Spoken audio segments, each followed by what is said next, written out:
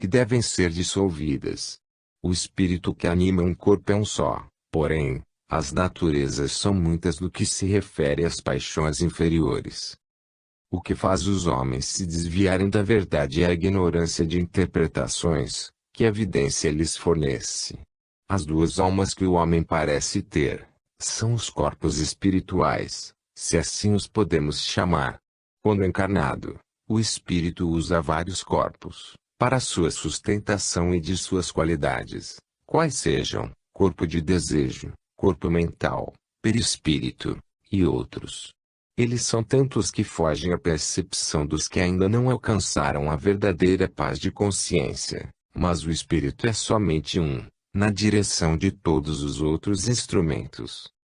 Observemos um fruto, por exemplo, a laranja. Quantos revestimentos existem para te entregar esse suco maravilhoso que alimenta? A película que reveste o suco nos favos, os gomos, outra película que reveste os gomos, a casca. Existem nos frutos muitos corpos. Isso é a natureza, sendo sábia. Ela cria vários corpos para que a mensagem do espírito seja dada e o aprendizado da alma consumado. Os corpos que servem ao espírito têm certa facilidade de assimilar os pensamentos e inspirar o espírito nas coisas que ele acumulou nestes corpos. A alma, para se libertar definitivamente das ilusões, necessário se faz limpar todos esses corpos, que com ela ultrapassam o túmulo e caminham com ele em busca de evolução. À medida que vamos nos desfazendo de certos corpos grosseiros, vamos ganhando outros mais sutis, para corresponder às nossas ansiedades mais elevadas. Se o corpo de desejo está repleto de paixões inferiores, estamos presos por ideias inferiores que nós mesmos formulamos, e como desfazê-las? Somente fazendo o contrário. A caridade é a luz que nos liberta, juntamente com a verdade. Foi Jesus, o enviado de Deus, que veio à terra por misericórdia, para nos apontar o caminho da salvação. E o Evangelho, nas suas poucas páginas, nos mostra o que devemos fazer para limpar todas as imperfeições geradas por nossa invigilância que levam ao endurecimento dos corpos espirituais, e que atordoam a alma. Compreende-se que todas as enfermidades nos caminhos humanos, têm a sua fonte na mente, na desarmonia dos pensamentos. O espírito tem de lutar contra a influência do meio em que nasceu. A matéria induz a alma para as coisas do mundo, e a alma deve lutar para se desfazer deste ambiente grosseiro. Quem não luta, não pode vencer. O espírito livre, que conheceu a verdade, mesmo dentro da matéria bruta, mostra a sua liberdade, pela limpeza das suas ideias e dos seus gestos ante a vida. O espírito traz o princípio intelectual e moral que falta aos animais, e é com essa força divina que ele deve vencer as agressões da matéria e do ambiente onde vive como um homem. A doutrina espírita vem facilitar às criaturas humanas os meios de se libertarem, conhecendo um pouco da verdade espiritual. Convidamos a todos buscarem aprender as leis morais e usá-las no correr da vida, que desta maneira a luz irá nascer em seus corações e a felicidade não será mais uma utopia. Depois do homem livre, cumprir-se-á a promessa do Mestre, conforme citado por Lucas, no capítulo 22, versículo 29. Assim como meu Pai me confiou um reino, eu vos-lo confio. O espírito preparado pela consciência em Cristo, recebe a confiança do Mestre e as suas obrigações crescem para a sua glória. Capítulo 45, Livro dos Espíritos, questão 606, Princípio inteligente. O princípio inteligente de que são dotados todos os animais é constituído, pela força do tempo, que preparou a forma animal para receber a vida mais aperfeiçoada, que é a alma e que vem de Deus, elaborada pelos impulsos do progresso, e canalizados pelos agentes mais próximos do Criador. Esse princípio inteligente não entra no corpo do animal em formação, mecanicamente, no ato da concepção animal. Benfeitores espirituais estão dedicando seus esforços para esse trabalho espiritual em variados lugares onde, por vezes, O homem pela ganância do ouro, provoca mais nascimentos. E Deus consente que seus anjos trabalhem dobrado para manter a vida acesa em todos os campos da terra. Essa luz que move todas as coisas é a Filha de Deus, que desce do Criador e vem se transformando de degrau a degrau, até se materializar. Depois, vai subindo novamente, alcançando a espiritualização. Em vários viventes, onde se move o espírito grupo, essa alma ainda não se individualizou, ganha corpos e torna a voltar em corpos sucessivos quantas vezes forem necessárias, alcançando, assim, a sua personalidade. A reencarnação se processa em todos os reinos e em todas as coisas, pois é neste labor que o espírito conquista a libertação espiritual. Os agentes de Deus estão mais ligados aos homens, animais e coisas do que se pensa. Tudo se move com as suas presenças, pela ordem do soberano Senhor. A humanidade deve compreender e respeitar os valores espirituais, e enquanto isso não ocorrer, os homens lutarão com as agressões da própria natureza, e ela cobrará deles o desrespeito às leis naturais. O desprendimento é a forma primeira a que se deve dedicar.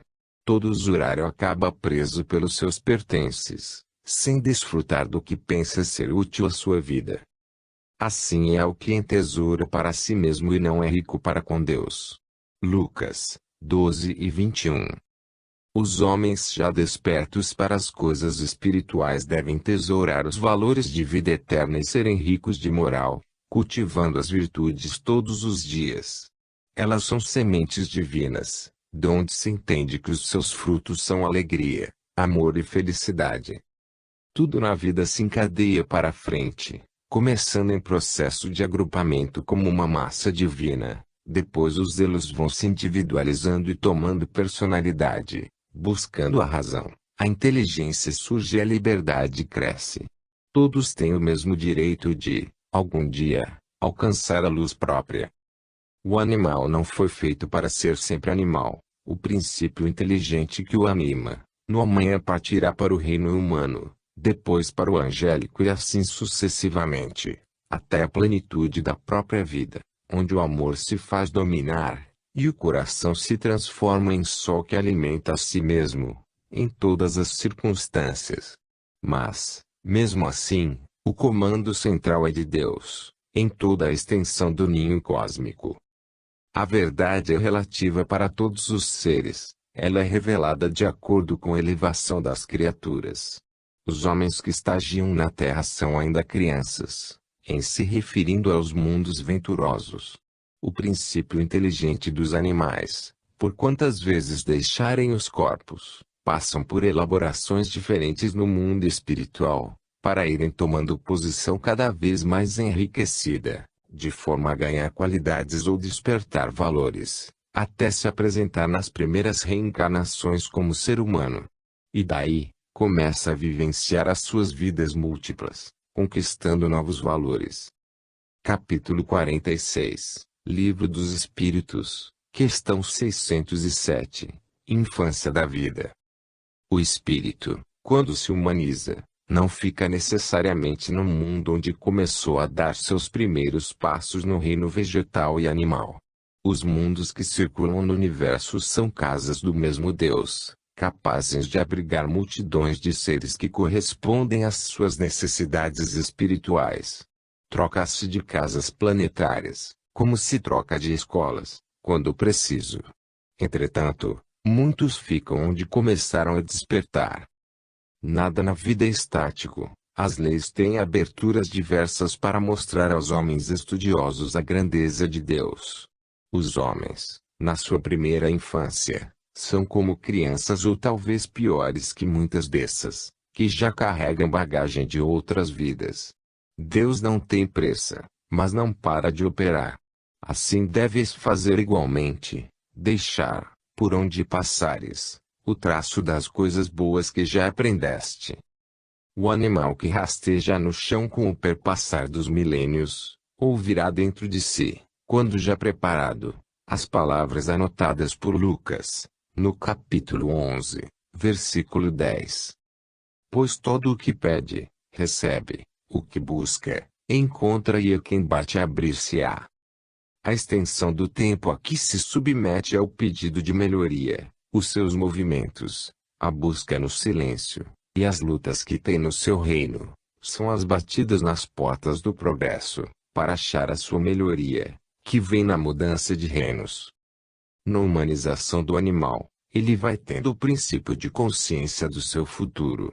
Alguma luz brilha na sua mente, a lhe dizer da esperança em uma vida melhor, e a face da infância vai se transformando, qual a da criança do mundo para a adolescência e depois para alcançar a madureza. São processos que regulam todos os reinos da natureza, mas o grandioso é que todas as coisas caminham para essa vida livre e grandiosa. Assim Deus o quer. Como já dissemos, a Terra não é o ponto de partida de todas as reencarnações, nem o fim. Nos mundos onde existem humanidades reencarnadas, processam-se neles as trocas. Avalanches de entidades periodicamente saem e entram, para engrandecimento das criaturas de Deus. Muitos espíritos querem descobrir a sua gênese, mas nem sempre lhes é permitido. Essas verdades vêm com lentidão, de acordo com as necessidades espirituais e vontade de Deus. Sem a permissão de Deus, nada será feito. Compreende-se, pois, que existe um comando central, nas mãos daquele que tudo criou por amor. Assim como há espíritos de alta hierarquia comunicando-se na Terra, há os que ainda não sabem o que fazem, são alunos nos primeiros anos de escola, a quem por vezes é permitido o intercâmbio, como exercício de aprendizado. Os espíritos não devem se sentir humilhados por saberem que vieram do reino animal, pois tal se deu por vontade do Criador, e todos passam pelo mesmo processo para alcançar a inteligência. Capítulo 47, Livro dos Espíritos, questão 608, Lembrança de existências anteriores. O espírito, quando desencarna, não se lembra das suas vidas pregressas, anteriores ao período de humanidade. Muitos não se lembram nem mesmo das reencarnações passadas. Já como espírito, isso depende do estado evolutivo da criatura. Somente o espírito altamente evoluído é que pode se recordar de algumas vidas que teve na Terra. Já como espírito, a maioria fica em estado de inconsciência por tempo considerável, e quando o ser se encontra nas inferioridades, dando provas de que não é bom seu despertamento, passa de uma existência para outra sem consciência de tal estado. Daí se conclui que os espíritos não são capazes de se lembrarem como começaram. As lembranças, quando se processam, é por necessidade do desencarnado. O véu que empana essa verdade é controlado pelos espíritos superiores, que a tudo comanda, na razão de ser das vidas em transição. Muitos dos seguidores da doutrina espírita ficam especulando os espíritos para descobrirem o que foram no passado, sendo que eles mesmos, ao analisarem o seu próprio presente, devem desconfiar o que foram, pelos seus instintos aflorados, pela sua conduta no presente, pelos seus próprios pensamentos. As diversidades no mundo dos espíritos são múltiplas, como são na Terra. Há regiões nas sombras onde a vida é pior que na Terra, onde impera ainda a escravidão, e os escravizados são espíritos devedores que a lei deixa que assim quedem, para que eles aprendam a ser mais úteis quando retornarem à Terra, animando um corpo físico. Qual a utilidade de revelações de vidas passadas? A maior revelação que a Terra recebeu foi a presença de Jesus, e a maior herança foi o Evangelho do Mestre. Não é preciso saber o que fomos, devemos nos preocupar com o que deveremos ser agora, corrigindo as más tendências, procurando nos iluminar por dentro, que o resto virá por acréscimo de misericórdia. A vaidade de certas criaturas leva-nas a desejar que alguém lhes fale que foram grandes personagens, que animaram corpos na Terra, e essa vaidade vai ser pior no presente. Pois se lhes for revelado que foram paras dos mais obtusos, poderão esmorecer nas lutas para melhorar, e ficando na dúvida, avançam com mais coragem para o futuro. Se tivessem acesso às vidas anteriores à vida humana, mais difícil seria. O espírito humano precisa educar-se. Isso se pode generalizar, educar a todos. Foi para tanto que a doutrina dos espíritos surgiu na Terra, para modificar os homens, mudando seus sentimentos, educando seus pensamentos, na formação de ideias elevadas, levando-os a se esforçarem, meditarem e trabalharem dentro de si mesmos. Observemos as vidas dos grandes missionários que passaram pelo planeta, deixando rastros de luz pela própria vida. Eles conversaram pouco, mas viveram muito nas hostes de Jesus, entregando as suas vidas às reformas morais, mesmo que lhes custasse a própria vida. A conduta reta fala mais alto que a reta fala e a reta escrita. Neste esforço ingente em favor de si mesmos, os homens poderão melhorar de todas as enfermidades físicas e morais, e daí poderão ouvir a voz do Mestre, novamente em seu favor: levanta-te e vai, a tua fé te curou. Lucas 17:19. O homem, mormente o espírita, deve alimentar a fé, pois ela cura todas as doenças de todas as ordens, porque Jesus é a fé nos nossos corações. O espírito do homem, se deseja se iluminar, não pode passar por outros caminhos, a não ser o da verdade, que desliza e avança cada vez mais sobre os impulsos da caridade. Capítulo 48, Livro dos Espíritos, questão 609, o passado no presente. Os espíritos em sua infância espiritual ainda estão bem próximos da animalidade e podem conservar alguns traços dos animais em sua vida, podendo-se notar os elos que ligam uma vida à outra, que tiveram. Conforme a distância entre uma e a outra, mostra-se bem clara a ligação de um reino ao outro. Na medida da evolução da alma, elas vão se desligando dessa influência, os traços ainda visíveis desaparecerão e a personalidade se firmará na cadeia evolutiva, de modo que a beleza moral isole o animal do homem. O passado distante somente se expressa no estado presente, quando este estado permanece estacionário. O esforço próprio neste campo é de grande valia.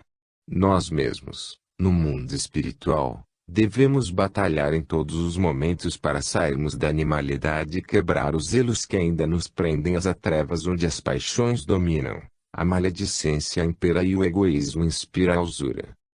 Todos nós devemos ser por Jesus. Ele é o nosso dirigente, ele é, novamente o dizemos, o governador do nosso planeta. Quem não é por mim, é contra mim, e quem comigo não ajunta, espalha. Lucas 11:23. Nós somos o rebanho de Jesus e devemos estar sempre com ele, ajuntando as virtudes e vivendo-as todos os momentos. Não devemos perder tempo em combater o mal, mas viver o bem, esquecer que existe a desarmonia, estudar, meditar e passar a viver dentro da verdade e do amor. Essas virtudes são a harmonia da criação. Se a natureza não dá saltos, nem opera com violência, certamente que os laços, do animal ao homem, não são quebrados de uma vez. Eles se desfazem lentamente, no esforço de distanciar o homem do animal. A parte que foi tocada para o ser pensante, ele deve fazê-la devagar, mas com constância, operar sempre, avançando para a libertação espiritual. O passado que deve ficar vivo no presente é o que fizemos de bom, é o esforço para melhorar, é o amor e a caridade operada por nós ontem. O hoje deve refletir o entusiasmo, melhorando cada vez mais esses gestos de luz. Os homens, nas suas primeiras experiências como seres humanos, se confundem nos elos que separam um reino do outro. O animal se parece com o homem, e este tem muito dos animais na forma, nos gestos e na forma de vida. Os próprios instintos são aflorados, como sendo animais verdadeiros. Todavia, o tempo se encarrega da transformação, esperando que o esforço próprio complete essas mudanças idealizadas pelos anjos.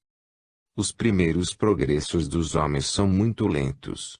Com o passar do tempo e o amadurecimento das almas, o progresso vai ficando cada vez mais rápido, acelerando a reforma no bem-estar da humanidade física e mesmo moral, com a maturidade dos seres. Essa é a lei de justiça e amor de Deus. Se procurarmos o amor e a justiça de Deus, o resto virá por acréscimo de misericórdia divina. Capítulo 49, Livro dos Espíritos, questão 610. O homem, um ser à parte. Verdadeiramente o homem é um ser à parte dos outros reinos, porque ele está destinado a conhecer o Criador, com bastante profundidade, como lhe toca a seu destino.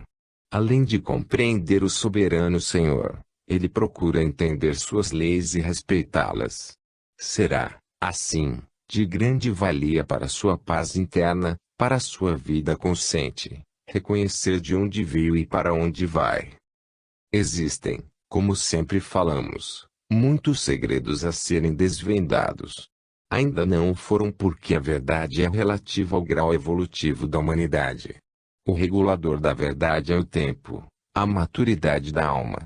O homem é um ser à parte, visto ser possuidor de faculdades que nos animais e nos outros reinos estão ainda escondidas.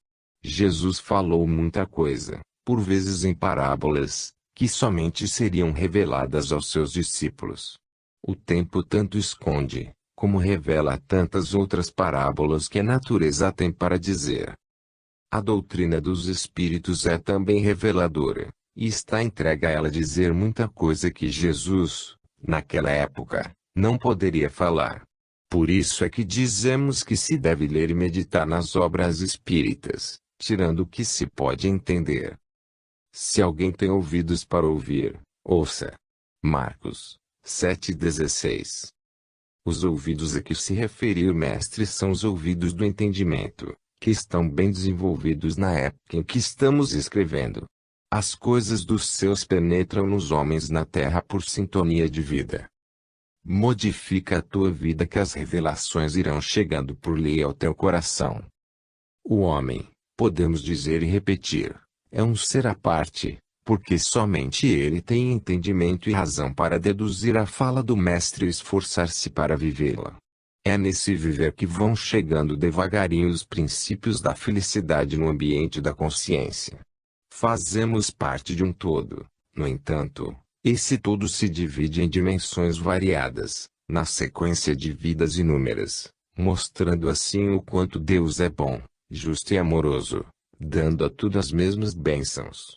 Entretanto, nem tudo respira essa luz de maneira igual, cada um recebe o que merece, pela escala a qual pertence. Eis aí a justiça divina se expressando em toda parte do universo. Os espíritos superiores não se enganam quanto às suas revelações. Os que ouvem ou leem suas recomendações é que por vezes se enganam nas interpretações dos textos. Mas, com o tempo, a luz se fará no entendimento dos que procuram a verdade. É por isso que o homem, com efeito, é um ser à parte, por ter ouvidos afinados mais que os dos animais para ouvir e entender o que vem dos anjos. Deves obedecer às leis dos homens, que essas leis poderão te ajudar no entendimento maior das coisas que precisas. Se queres conhecer mais a Deus, tu, que estás animando um corpo físico, é bom que o procures. Os caminhos são muitos e as portas estão abertas, porém, é preciso que te esforces. Toda subida pede esforço. Todas as atividades mentais constituem pedidos, e todos eles são respondidos na faixa das intenções do emissor. Em vários casos, Deus permite que seja feita a nossa vontade, mesmo que em situações inferiores, para nos dar uma lição, porque a dor é mestra consumada, registrada em todos os tempos. Se tirassem a dor do mundo, esse voltaria às cavernas, porque na altura espiritual em que se encontram os homens, eles não podem viver sem a dor. Assim, o homem da terra é um ser à parte, em se referindo aos mundos superiores, porque neles gozam a irradiação do amor. Aqueles que cultivam o orgulho e o egoísmo estão, sem que o saibam, à procura da dor para serem estimulados ao amor. Capítulo 50, Livro dos Espíritos, questão 611, Metempsicose. A nossa origem é uma só, Viemos do mesmo princípio inteligente, que no passar dos tempos foi se transformando pela força da lei do progresso. Configurando o corpo físico, podemos analisar a ameba unicelular, que através dos bilhões de anos entrou na corrente transformatória para se expressar como homem, como corpo físico animal sublimado, em se referindo aos reinos da natureza. No caso do espírito, em se partindo da mônada espiritual, vemos que ela veio crescendo com os tempos, deixando para trás eras e mais eras, chegando na plenitude do seu desenvolvimento, como espírito humano na Terra, onde deve reencarnar muitas vezes, nascendo e renascendo quantas vezes forem necessárias para sua iluminação interna. Entre mentes, essa luz de Deus, que teve seu começo como fluido divino que semeada no corpo térmico dos mares por mãos angélicas, sob o comando de nosso Senhor Jesus Cristo, passou a crescer igualmente mudando de formas, mudando de posições, mudando de ambientes. Ela não regride, como querem alguns espiritualistas, acreditando na metempsicose. Essa ideia pode ser, com o nosso respeito ao assunto, uma psicose alimentada no passado, quando alguns dos profetas e videntes observaram espíritos com as formas de animais. O espírito pode tomar a forma que os seus sentimentos possam comandar, porém, isto não quer dizer que os espíritos inferiores tomem a forma de animal para nascerem em corpos iguais a essas formas. A doutrina espírita, sendo uma filosofia de mais profundidade do que as outras, usando a mediunidade para revelar a verdade, vem nos informar da vida das almas nos planos em que elas habitam, e os próprios instrumentos encarregados das reencarnações dos animais, dizem que a alma que já viveu em corpos de homens não volta em corpos de animais. Na velha Índia, os hindus ainda adoram a vaca como sendo animal santo e superior aos homens, talvez pensando nessa doutrina da metempsicose. Mas a adoração tem outro objetivo no profundo da mente, é para que eles tivessem respeito pela criação de Deus, e começassem a desprender-se do comércio do animal, mostrando ao homem ganancioso e glutão que podemos muito bem viver sem nos alimentarmos dos animais. Não é correto que um espírito que já alcançou a razão possa voltar ao corpo de uma vaca, voltando de novo a comer capim, e ficar prisioneiro em um corpo que regredisse seus dons já aflorados em outro reino superior. O espírito avança, vai perdendo certas relações com o mundo em que viveu antes, os laços vão se desfazendo, para que a alma principie a libertação, mesmo dos traços físicos. Os espíritos puros não suportam viver com facilidade em corpos de homens inferiores e, para que isso aconteça, haverá na gênese modificações de que o futuro nos dará conhecimento. A verdade, como já sabes, deve ser revelada gradativamente, porque a ignorância entre os homens, que não se generalize, é muito grande, e pode criar discussões estéreis, sem nenhum proveito para a educação dos mesmos. Apareceu-lhes Elias e Moisés e estavam falando com Jesus. Marcos 9:4. A doutrina dos espíritos reconhece que foi uma comunicação comum em seu seio, coisa natural como as que se processam entre seus profitentes. Naquela época, não se poderia dizer como nos dias que correm não se pode ainda clarear toda a verdade. Somente a verdade mais acentuada torna livre as criaturas. Capítulo 51, Livro dos Espíritos, questão 612, Regressão ao animal. Já comentamos em página anterior esse assunto, mas não é demais tornar a falar, para que se possa compreender, com mais segurança, que a alma de um homem não pode voltar a animar o corpo de um animal. A filosofia espírita é aberta às comparações, ao raciocínio lógico. Como Deus iria criar as coisas para a regressão? Ele não seria Deus, porque não teria ciência, quando criou, de que não daria certo a sua criação, tendo de voltar atrás, por ter falhado em suas experiências. Deus não faz experiências, isso é para os homens dotados de razão. Ele sabe o que faz, ele é onisciente, inclusive de nosso destino.